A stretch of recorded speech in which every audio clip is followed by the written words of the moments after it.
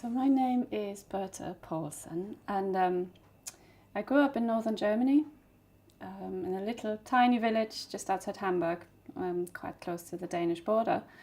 And I've lived in Brighton for over 10 years now. I've been in the UK for 17 years or so. Yeah, I'm just a local musician. As far as I remember, I've always loved singing. From when I was a little child in my parents' car, my bigger sister would tell me to shut up, because I was always singing. And then when I was about 13 or so, I was introduced to the Beatles through school. And I suddenly became a huge Beatles fan. And even though I don't listen to them much anymore, but they really influenced me. I started picking up the guitar, and then I found Dylan, and I found Tom Waits and Neil Young and all of that. And that was it. I was hooked. I remember hearing the Rolling Stones as Tears Go By, and I really loved it. And back then my English wasn't that good, so that was after I discovered the Beatles.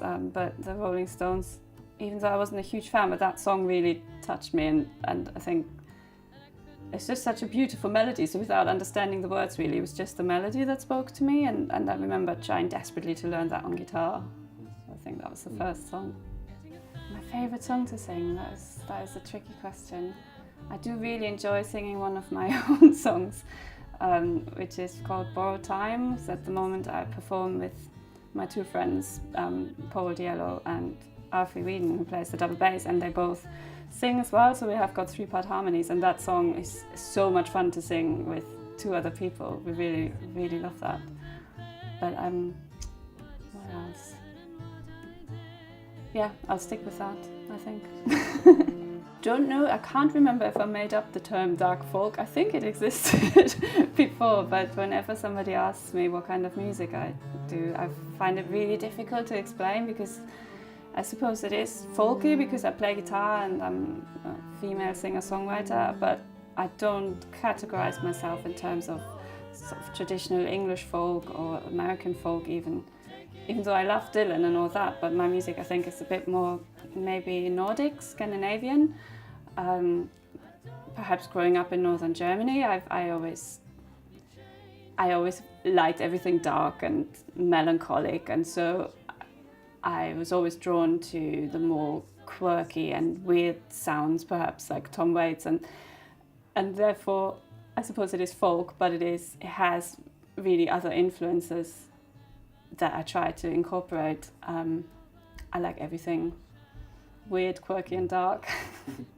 My best live gig experiences, there's a few. I think, God, all the gigs are so different, and I think there's always something really special about each and every one of them. I've always really loved playing intimate shows, like living room concerts.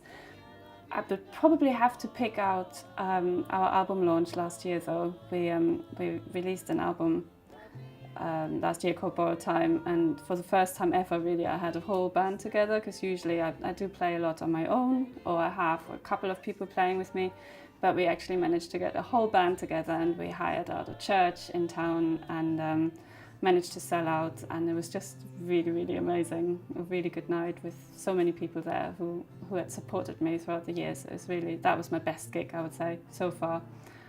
My worst experience, I'm not sure. I've probably blocked it out of my mind if it was that bad, but there's always these little gigs that you end up playing in pubs where the sound is rubbish and nobody's listening and it's not very rewarding. So any of those, I'd say. I'll start with what I like, I think. I like these days that you can be your own manager and you can be...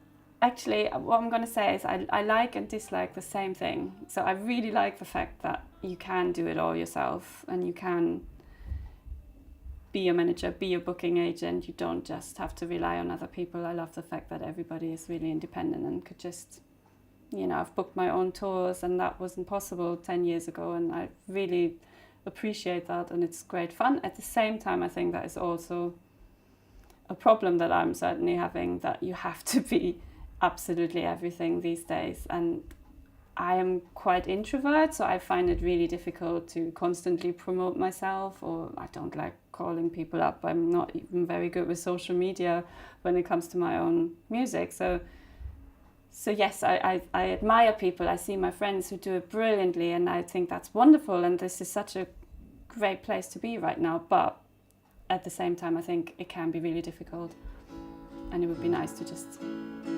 have somebody help you out a bit once in a while. I want you. Can't describe it or define it, but it's been you for so long. I want you.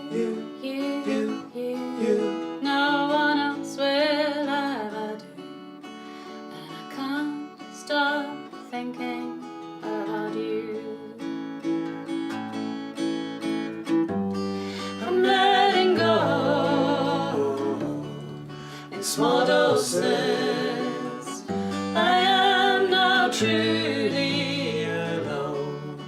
Oh, things I have loved, I watched them turn. Well, like I said, I am really drawn to everything that's sort of dark and sad, and there's something in me, I think, that attracts those things as well. So I do write a lot about things that happen to me or have happened to me, but I also really find inspiration in books. I have quite a few songs that I wrote after reading certain books that just one of those books where you're just really sad when it finishes and you miss the characters, that sort of feeling. I get that quite regularly, and then I end up writing about them.